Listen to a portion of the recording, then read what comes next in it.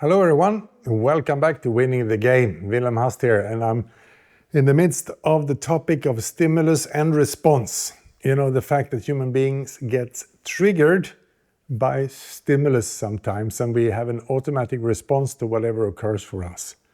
That response doesn't need to be automatic, like we can have a trigger and we can find the space and then choose a better response than the first impulse, but the fact is we're impulse driven to some extent as human beings. Now, last episode I spoke about the reduction of stimuli as a super simple strategy to kind of help your brain to not get triggered so much. Today we want to look at creating the triggers you want. So I don't know how much awareness you have as a listener to this mechanism of your brain, but if we do the metaphor of the body, if you have a backpack on and you run up 5 flights of stairs quickly, you kind of half run up the stairs with a heavy load on your back, right? What will happen to your heart rate? Well, it's kind of obvious. The heart starts to beat quicker, right? Yeah, everybody knows that. So the big muscles in your legs needs more oxygen because it carries a quicker, heavier load, and then of course the heart starts to beat. So nobody stands at the top of those 5 stairs and gets into panic because their heart is rushing. It's a natural response to what happened with your body when you're running up the stairs, right? Now, if you feel stressed and irritated, you are not, perhaps, depending on how much training you have, aware to what causes that stress and frustration and annoyance.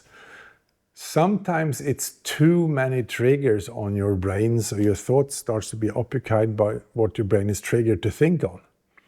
You reduce those stimuli, and then the brain is helped a bit. Why are you doing what you do? Well, some of us are triggered to get into action all day by random stuff.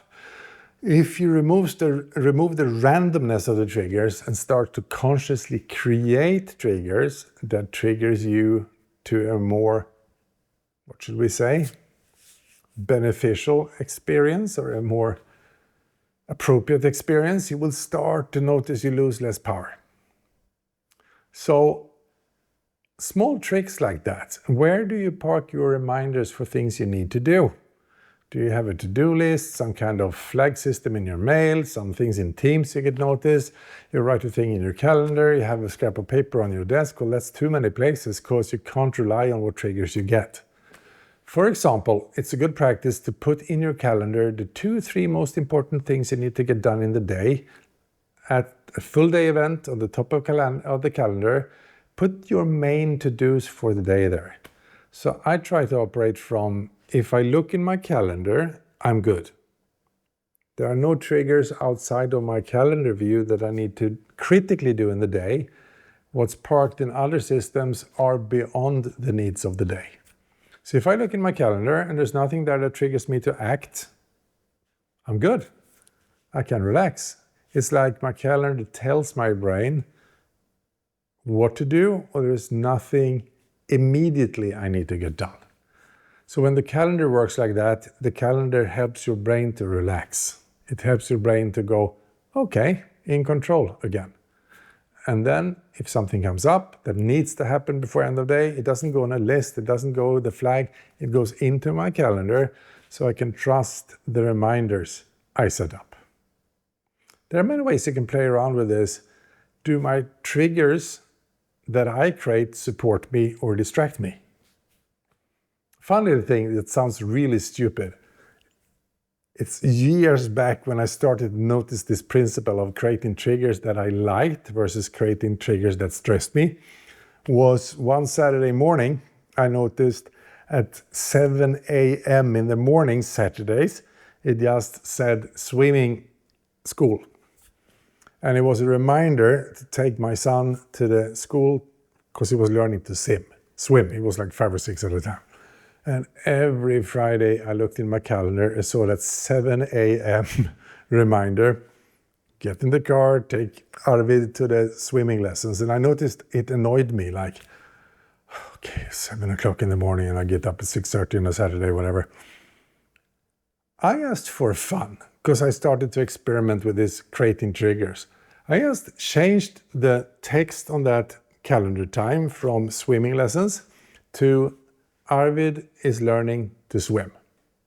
Because when I read Arvid is learning to swim, I got joyful because I loved to be around my kids when they had those moments of learning to ride a bike, learning to swim, learning to read. So those moments, I just love the first time they could swim.